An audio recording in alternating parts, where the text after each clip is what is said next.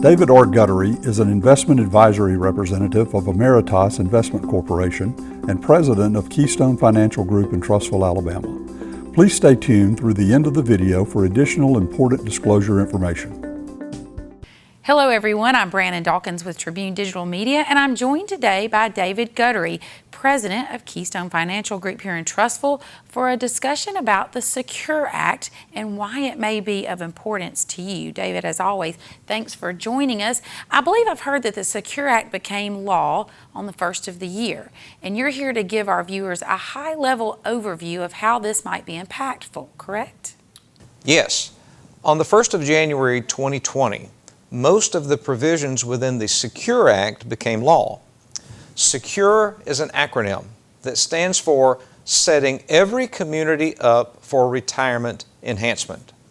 As it pertains to those with individual retirement accounts, there were three impactful provisions.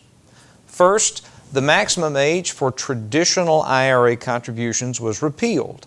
Originally, the maximum age was 70 and a half.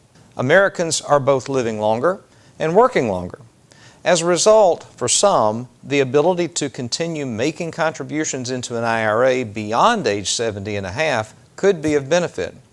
So long as you're still working and have earnings from which deferrals can be made, you'll now be able to defer into individual retirement accounts until age 72.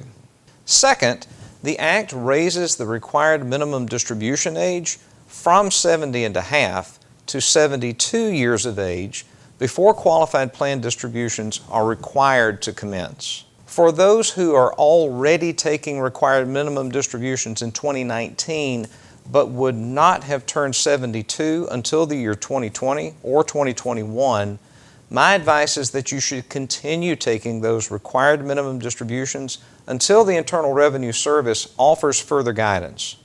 Also, please speak about this matter with your CPA or tax professional. Third, stretching inherited IRAs has all but been eliminated.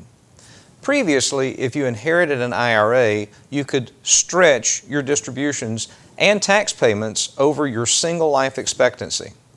Now, for IRAs inherited from the original owner who passed away on or after the 1st of January 2020, the Act requires that beneficiaries withdraw those assets within 10 years following the death of the account holder.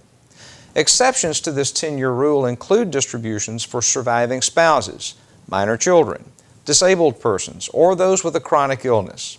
If you're a beneficiary of an inherited IRA and the original owner passed away prior to the 1st of January 2020, then you don't need to make any changes.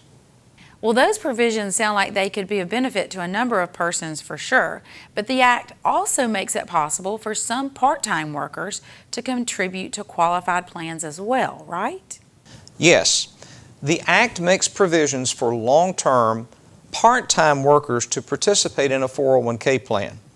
For those who have been precluded from participating in an employer's 401k plan in the past, because they were excluded under the plan's document for being a part-time worker, they may find that under the Act, participation in such plans is now possible. Previously, if you worked less than 1,000 hours per year, you were generally ineligible to participate in a 401k. Under the Act, with the exception for those covered by collective bargaining agreements, the law requires employers maintaining a 401k plan to offer the opportunity to participate to any employee who worked more than 1,000 hours in 1 year or 500 hours over 3 consecutive years.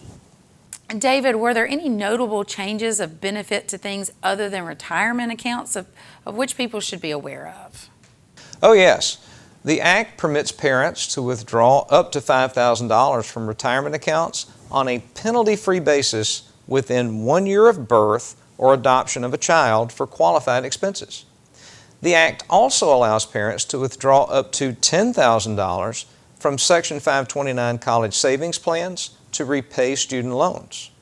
For small business owners, there are incentives under the Act to start a qualified retirement plan. The Act provides a startup retirement plan credit for smaller employers, 100 or fewer employees, of $250 per non-highly compensated employee that is eligible to participate in the plan, up to a maximum cumulative credit of $5,000. There are many other intriguing aspects of the Act that could be of benefit to those who participate in qualified plans that also feature auto-enrollment. Greater requirements of transparency with regard to expenses and amounts of potential income are also stipulated within the Act. On a housekeeping note, I am not a CPA, and representatives of Emeritus Investment Corp. Do not provide legal or tax advice. I encourage everyone to consult with your tax professional as well as with your wealth advisor to evaluate the provisions of the Secure Act for your situation. David, as always, thanks for joining us. For additional information, David may be reached through the means listed upon the following screen. For the Trustful Tribune, I'm Brandon Dawkins. David R. Guttery independently offers securities and investment advisory services through Emeritus Investment Corporation, member FINRA and SIPC. AIC and Keystone Financial Group are not affiliated. Additional products and services may be available through David R. Guttery or Keystone Financial Group that are not offered through AIC. Some of the products and concepts discussed have their own cost and are subject to risk, including the possible loss of principal. These costs and risk will be thoroughly discussed with you prior to any recommendation or solicitation.